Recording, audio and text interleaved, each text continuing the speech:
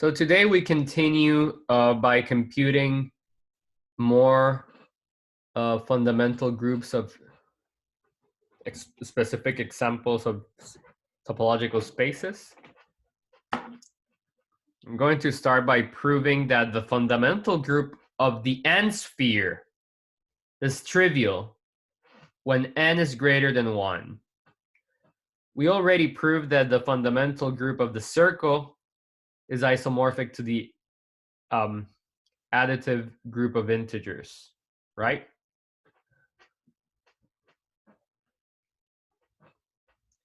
By using the lifting correspondence with respect to the covering map from R to S1, right? The covering map that wraps around the real line around the circle. So we showed that. Now I claim that the sphere is simply connected. Okay.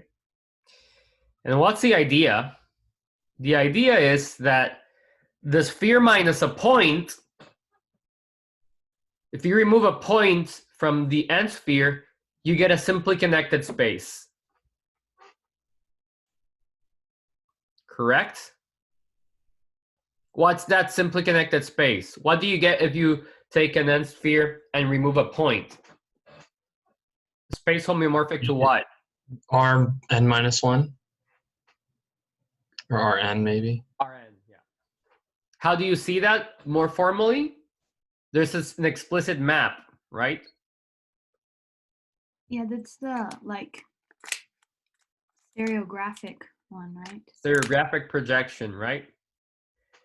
You stand at the point which you removed and you project, right? So that point would go to infinity where you're standing, but that's okay because you removed that point, right? So you project every point in the sphere to Euclidean space. And you can write down a formula for this map. It's a stereographic projection map. So what's the idea in proving that the sphere is simply connected? If I can prove that any loop in the sphere is homotopic to a loop that misses a point, then I'm done because it lies in a simply connected space, so I can just shrink it to a point, right? Intuitively, this is a straightforward claim. The only issue is that, how I said last time, we might have space-filling curves. It's possible to map an interval surjectively into a square or a sphere or a two-dimensional thing, for example. So that's the only issue. So we must show that up to homotopy, we can always assume that any loop misses a point. So any map from 0, 1 to Sn, any loop like that, is always homotopic to a non-surjective map. That's the only thing I have to show, right? So I have a point x here, and I have to show that I can always deform it, homotope it, the loop, so that it misses that point x. Then it would lie in Sn minus x, which is simply connected, so that loop is deformable to a constant loop. Note that I'm using the words deformable and homotoped in equivalently, right? These are the I mean the same. A deformation, a homotopy, is just the same. Okay. Okay, so let's prove this. So suppose gamma is a loop in the sphere Sn based at the point x0. So x0 is the base point of Sn. So as I just said, if the image of gamma is disjoint from some other point x, then gamma is null homotopic. Null homotopic means homotopic to a constant loop. Okay. since Sn minus x is homomorphic to Rn by stereographic projection. And Rn is simply connected, right? So let's prove that any loop is homotopic to a non-surjective loop, right? Okay, good. So choose any point x in the n sphere and consider an open ball. So I'm starting with gamma, a loop in Sn, a loop at x0, and I'm choosing any other point x not equal to x0 in Xn. And I'm going to consider a small open ball B in Sn around the point x. Okay? About the point, I already chose x. Okay? Or the point x. So the picture might look something like this. Right? You have this red loop in your sphere, and I'm looking at this green open set around the point x, right? It's a generic picture. X0 might be inside here. I don't care about that. Okay, I'm just looking in this small open neighborhood around x. So, and B is an open set. So the set gamma inverse of B is an open set inside the open interval 0, 1, right?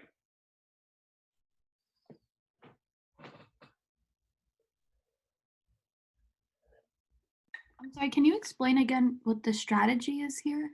Yeah. The strategy is to show that,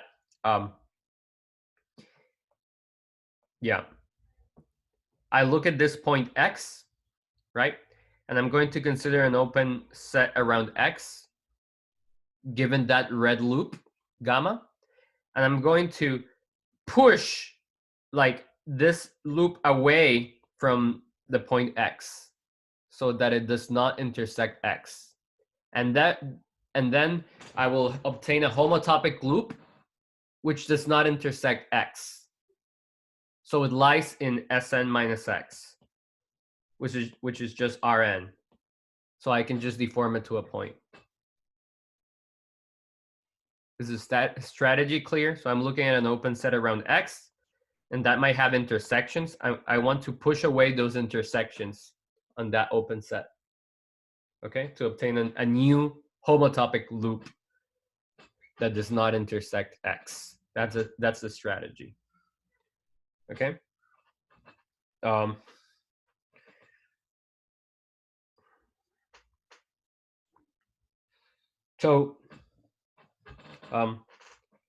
Yeah, so, okay, good. So I can choose B small enough so that this open set lies inside the open interval from 0 to 1, right? By continuity of gamma. I can always choose B small enough so that this is satisfied. And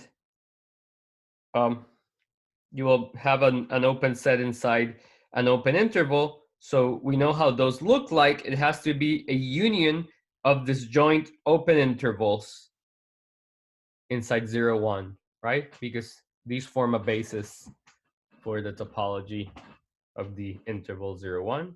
So this open set has this form, a union of open intervals. And now I'm going to look at the inverse image of the point x inside 0, 1, right? These are all the times such that gamma intersects x, right?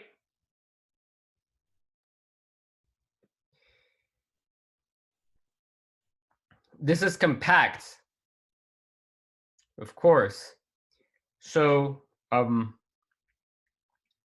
it's covered by a finite number of intervals from this collection, A alpha, B alpha. Okay, call that finite collection of intervals A1, B1 up to AK, BK. And consider any of these now. Let's say AI, BI. So what is this? This is, yeah, so this is a disjoint interval. So sorry, this is an interval inside 0, 1, which contains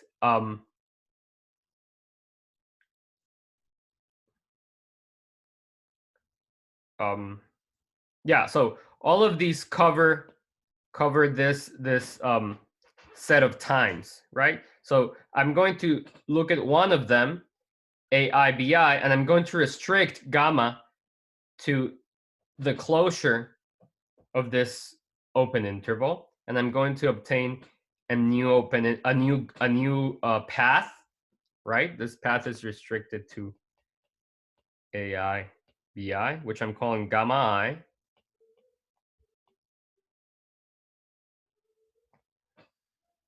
And then by continuity, actually this is in B. Yeah, this is in SN. But by continuity, this is actually in the closure of B.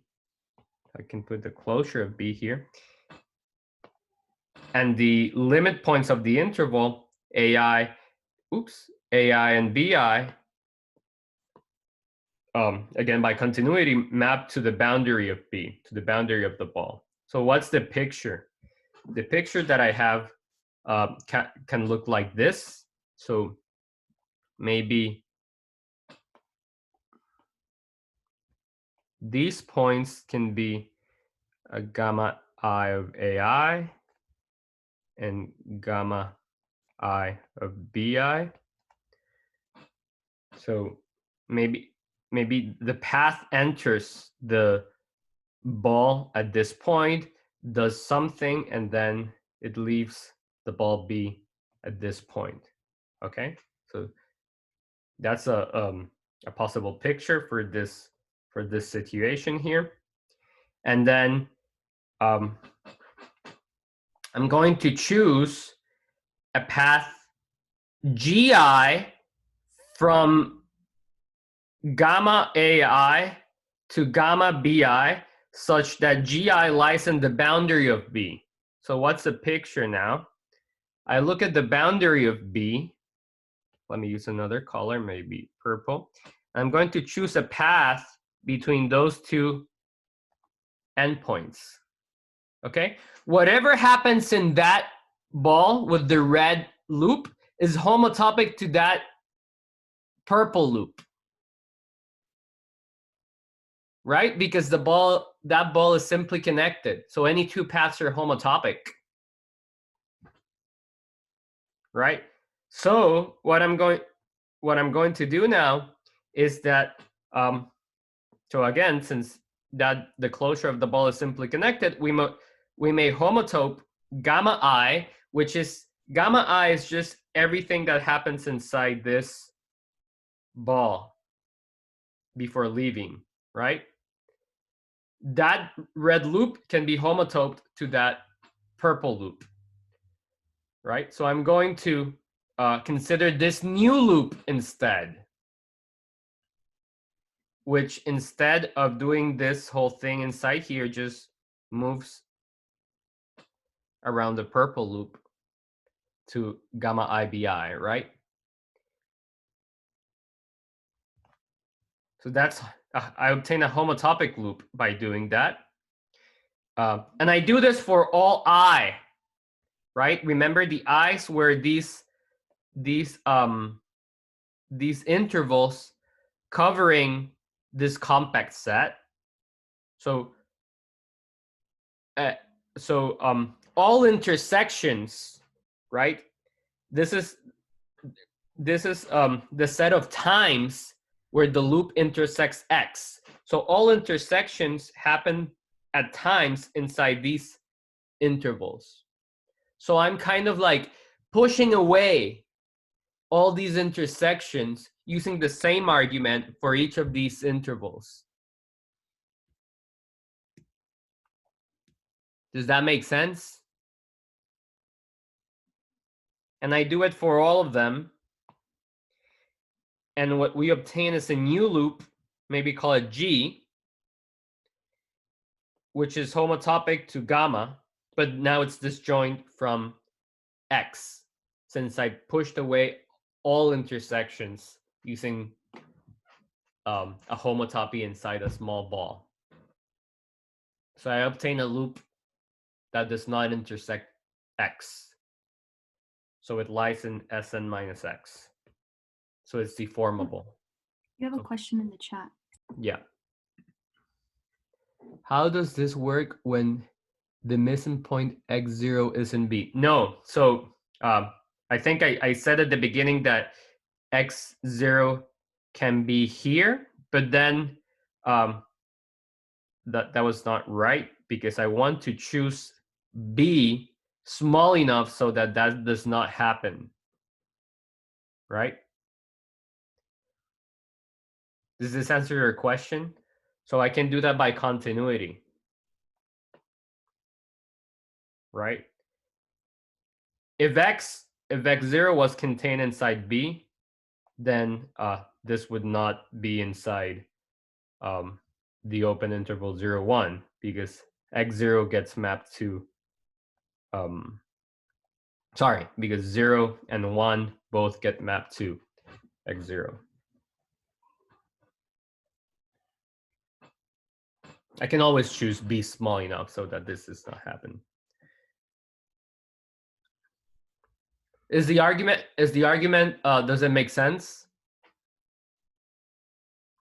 I look at the point at any point X different than x0, and now I look at all times where it intersects, where the loop intersects X, right? That's covered by a finite number of intervals, right?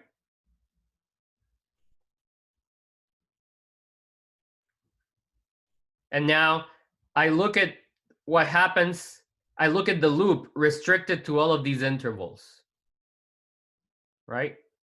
For all of these intervals, for each of them, the loop enters this open set B, intersects X so maybe several times, and then leaves B, right?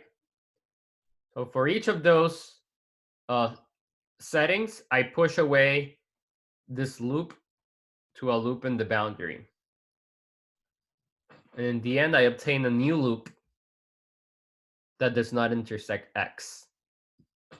And it's homotopic to my original loop gamma. That's the idea.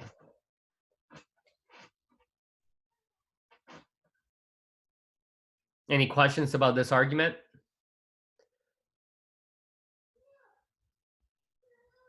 So every loop is deformable to a loop that lies in Sn minus a point, which is just Rn, which is simply connected.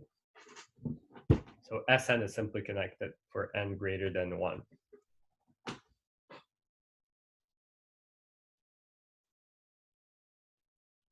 Okay.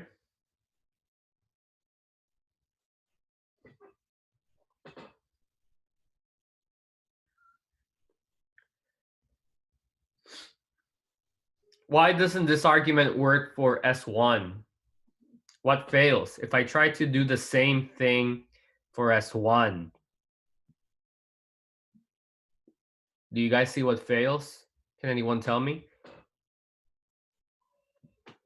Like if I try to do word by word in this proof to try to prove that S1, that pi of S1 is trivial, there's something that has to go wrong in this argument.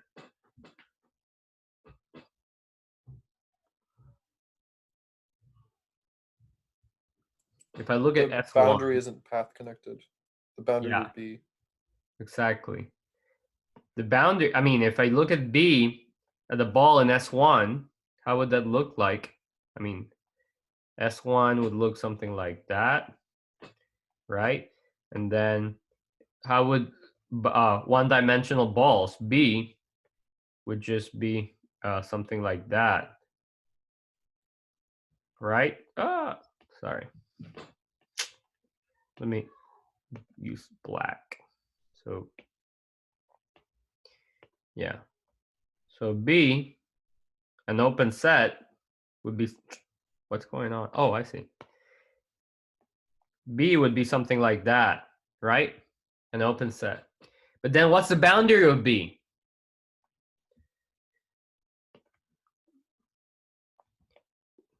It would be just two disjoint points. But then that's not path connected. Remember here, in order to connect these points with the purple path, I used that the boundary of B was path connected. And that only happens for n greater or equal than 2, right? See? So I think I said that here. If n is greater than or equal to 2, we can choose a path GI from these endpoints entering B.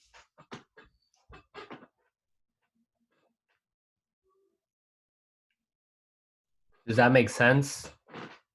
Yeah, so your new loop is like after you've like I guess pushed everything out. It's like when it comes towards B, it's only going to stay on the boundary, and then when it's done, it leaves, right? Yeah, and you do this for all of these intervals. These are all like time intervals, such that at some times inside these, like some t, it can be like many t's inside here, you intersect x, right? So for all of these, you do that same argument that you just said. Right. So I guess I'm a little confused because you said something about them being disjoint. No. That was my mistake. I didn't want to say disjoint. Yeah. Okay. Scratch that. Yeah. Just intervals, covering that. Right, and then I obtain a new loop, which is also, of course, it's continuous by the pasting lemma, and so on. Yeah.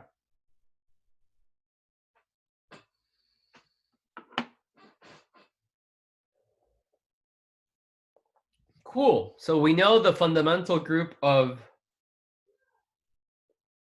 all spheres.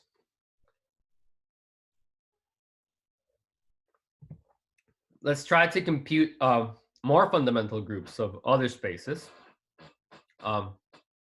Let's look at the projective plane. So you've seen this in a homework exercise already. You thought a little bit about projective spaces, right? So let me recall. So the projective plane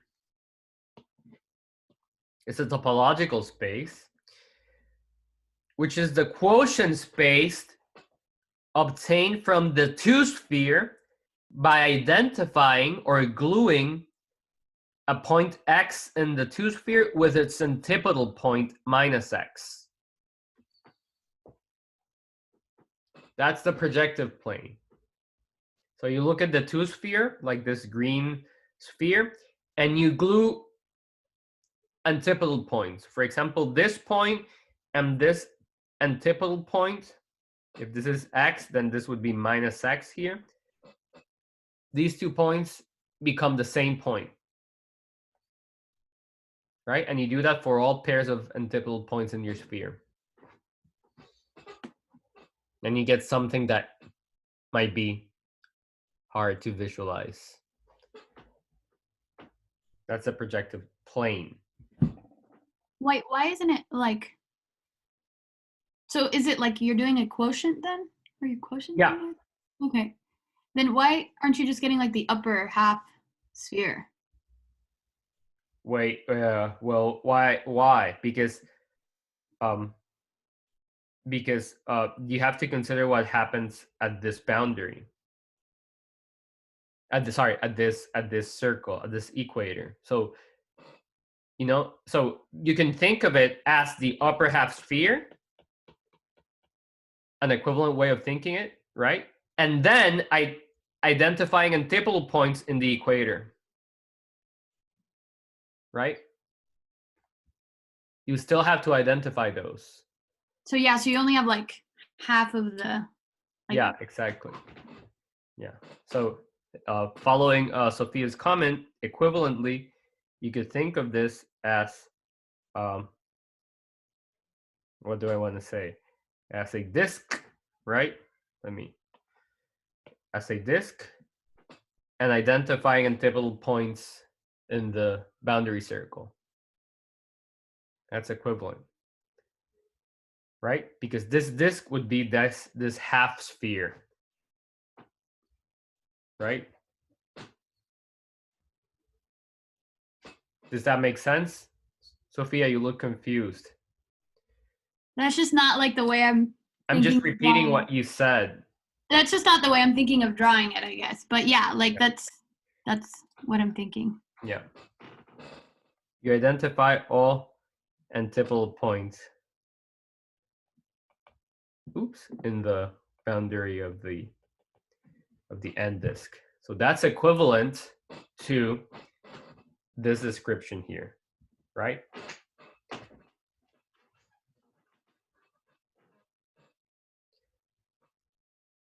In other words, for each point in the disk, I'm representing a pair of antipodal points in the sphere, right?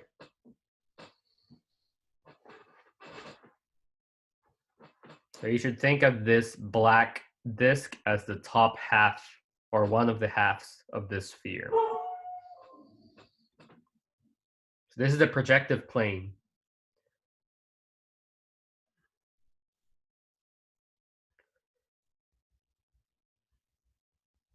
Any questions about the definition of this space?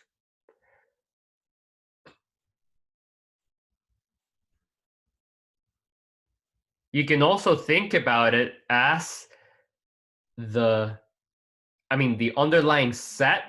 You can think about as the set of lines going through the origin in R3. Right? You look at R3, there's three equivalent ways of thinking about this. Look at R3, and then you consider lines through the origin as a single point, right? And then you put a topology in this, a quotient topology,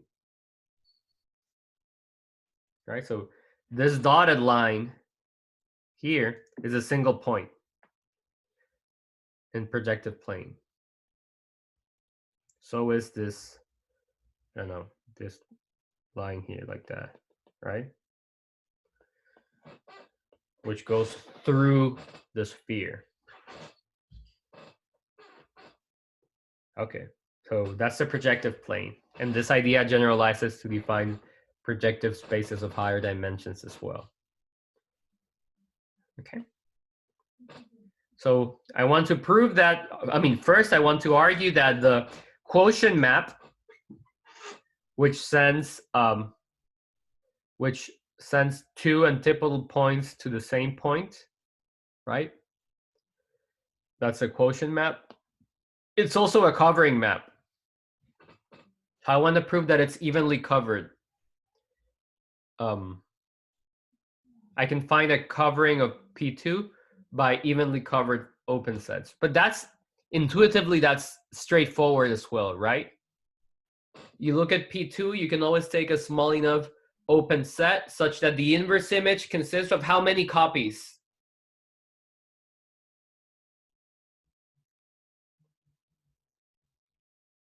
How many copies? If I... Two, right? Two disjoint copies. I can always take a, for any point here, I'll argue it formally, but I want to explain the idea. For any point y here, P2, I can always cover it by a small enough open set such that the inverse image along P will be two antipodal open sets, right? Each of which maps to U homeomorphically. So let me just say that a little bit more precise. So first, I'm going to argue that P is an open map because I will use that. So but that's also straightforward. If U is an open set in the domain in S2, then note that the inverse image of PU consists of what? If I look at U in the sphere and I project it to the projective space, right? I map it to the projective space, and then I take its inverse image. That consists of U itself together with the antipodal points of U, which I'm denoting by A of U. So A is just the homeomorphism from the sphere to itself that sends a point to its antipodal point, right? But by definition of a quotient space, it follows that PU is open, right? Because this is open and this is open. And in the quotient space, I declare to be open all open sets such that the inverse image is open. Yeah, exactly. In a quotient space, the open sets in a quotient space are all of those sets such that the pre-image is open, right? So this just implies that PU is open. And since U was open, this means that P is an open map. Right? Straightforward.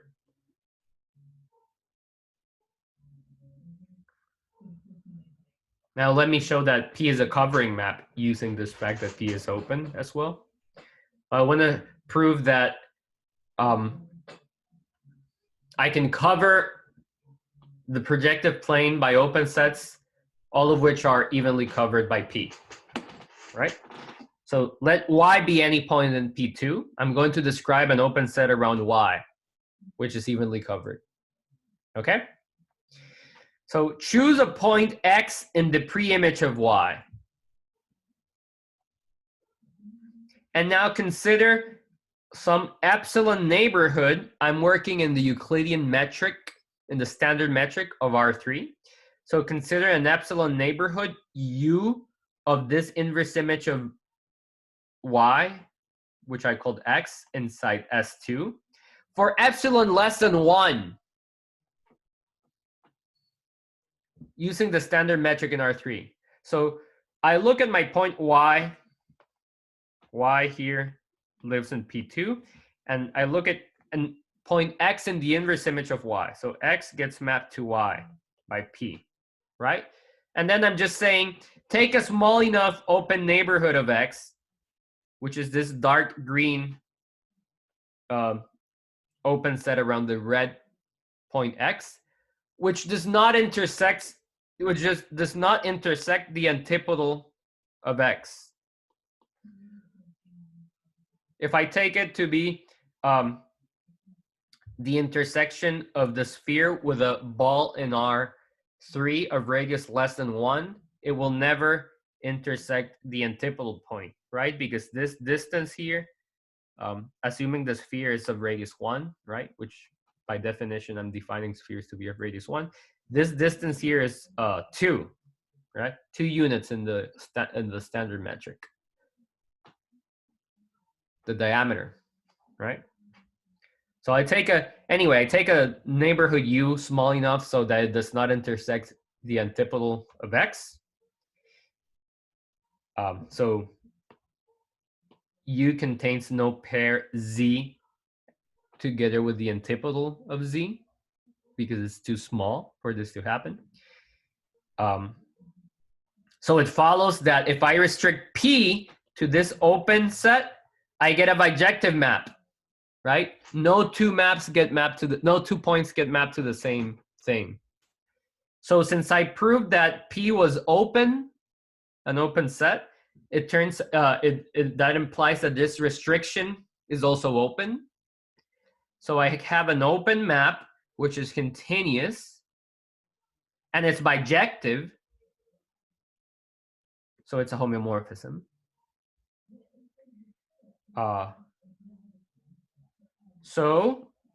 What do I have now?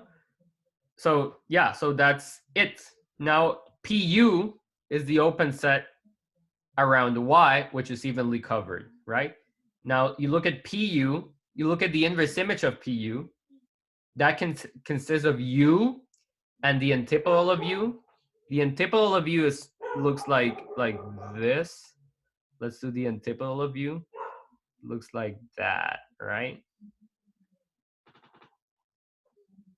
So P inverse of PU consists of U together with the antipodal of U, and both of these are homeomorphic to PU, is what we just showed to this map, right? So PU is an evenly covered neighborhood of Y, and I can do this for all Y. So that implies that this quotient map is also a covering map. It's intuitively clear, right? You can find small enough open sets such that the inverse image consists of two open sets which map bijectively. Each of them map homomorphically to the open set in P2, right? It's clear from the definition of this projective plane that this map is evenly covered by small enough open sets in here.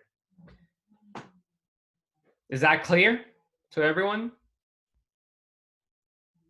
Right? And there's the picture, right? The inverse image, you can always find an open set around U so that the inverse image looks like that, like two copies of antipodal open sets, right? So it's a covering space. So now what? I'm going to use this fact to prove that pi 1, the fundamental group of the projective space, is Z mod 2, is the group with two elements.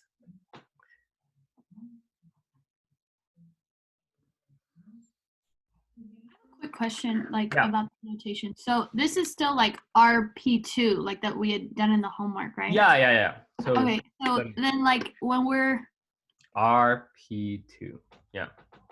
so then I guess, well, okay, go ahead and prove this first because I want to ask something related. So let me prove that pi 1 of P2 is Z mod 2.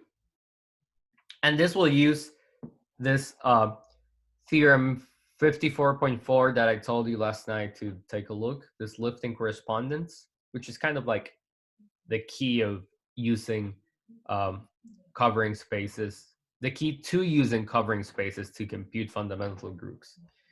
So we have a covering map from S2 to P2, and S2 is simply connected. We just proved that earlier today, right?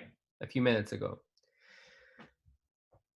Hence, there is a bijection from the fundamental group of P2 at Y to the inverse image of Y along this covering map P, given by path lifting, right?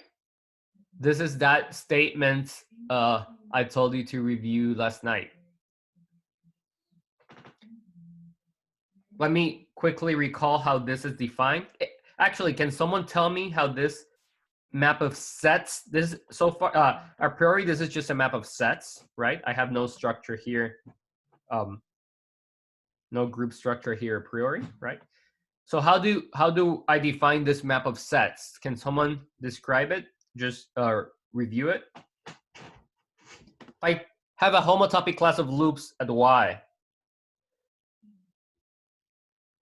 What do I do?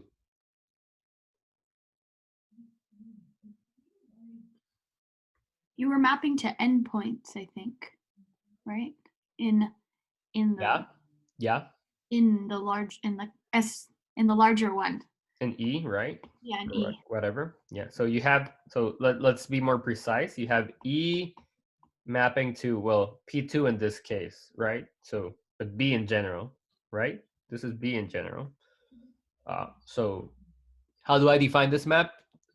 Can anyone be a little bit more precise?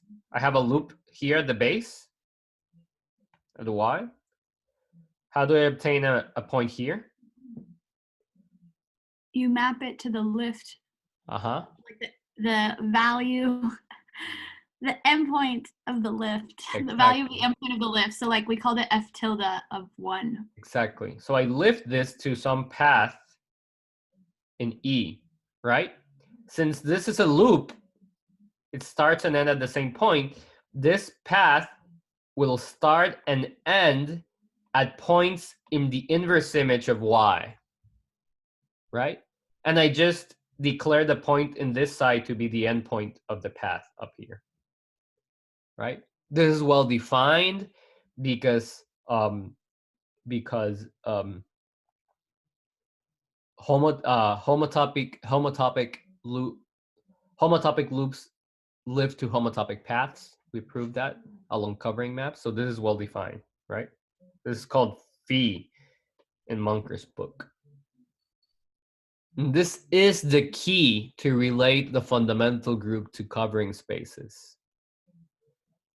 This correspondence, right? So there's a bijection like this because in this case, E, which is S2, right? B is P2. S2 is simply connected. And we proved that when the total space of the covering space is simply connected, then this correspondence phi is a bijection. But how many elements are here in this case?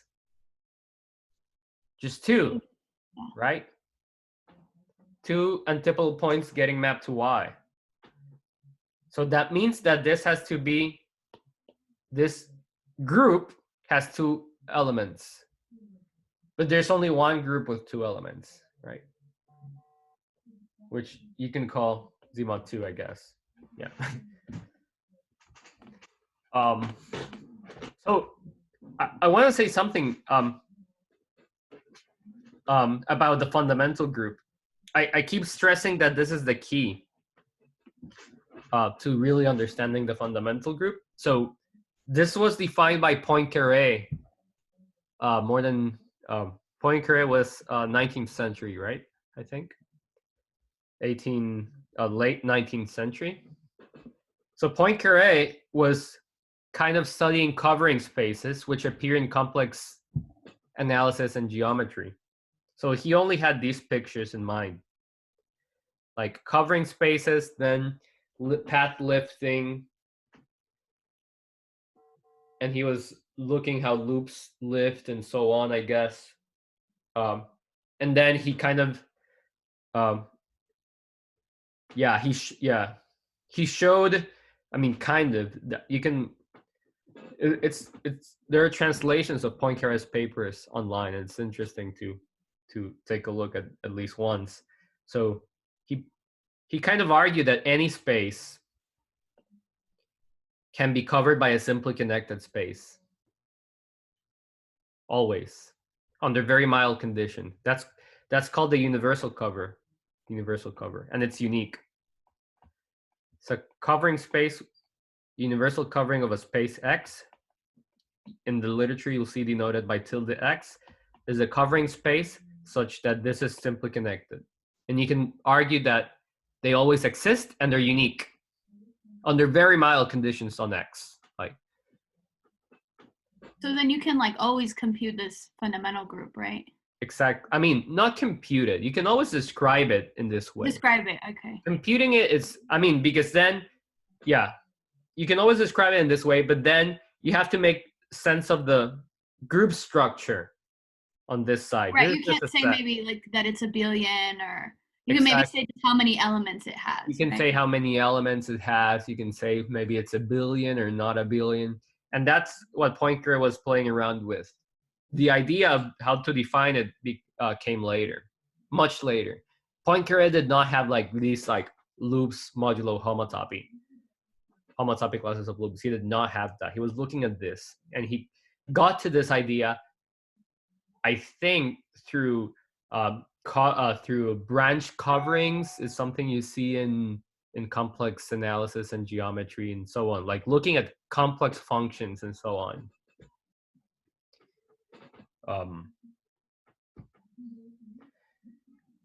Yeah, it's very cool, the history. But now after 100 years, we kind of describe it very nicely as homotopy classes of loops, and multiplication is just concatenating loops. But there's a lot of history and content behind the idea. So for larger n, like RPN. Yeah. The same argument goes through. So right, because you're looking at like antipodal things, right? So it's not like you'll go Z mod n because you're not really identifying n. No. Z mod 2. Yeah, it's always Z mod 2. That's what I'm trying to say. Yeah. You just look at the sphere, a higher dimensional sphere, and just glue 2 points, even if the sphere is of very high dimension, right? So this goes through, of course, for n greater than 1. For n equals than 1, think about what happens. I mean, what's RP1? Think. I think this was a problem in the homework or something earlier. But think about it again yourself. Okay, I think I'm going to stop here. The next thing I wanted to show is that I will not compute it explicitly, but I wanted to argue that this space obtained by 2 circles at a point, I glued at a point, this figure 8 space, has a non-abelian fundamental group. Because all of the examples that we've seen so far are abelian, right? But the fundamental group is not always abelian. For example, in this case, if I go, maybe let me take 1 more minute. You have a green loop and you have a red loop. So suppose you have alpha and beta. Alpha is the loop that goes around the red circle once. So this is a single loop, okay? And beta is the loop that goes around the green circle once. So I claim that this is not homotopic to beta times alpha. Okay? These are not homotopic. I think I'll start with that on Wednesday. The proof uses a particular covering space of this figure 8. And it's on Munker's section 60 as well, the end of section 60.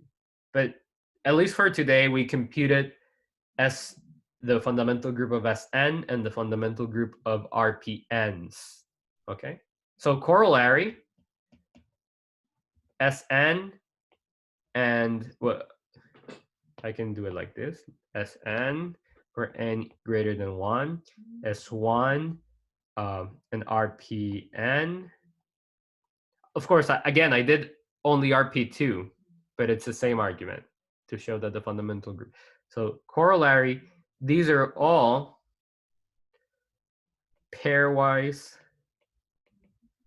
non-homotopy equivalent.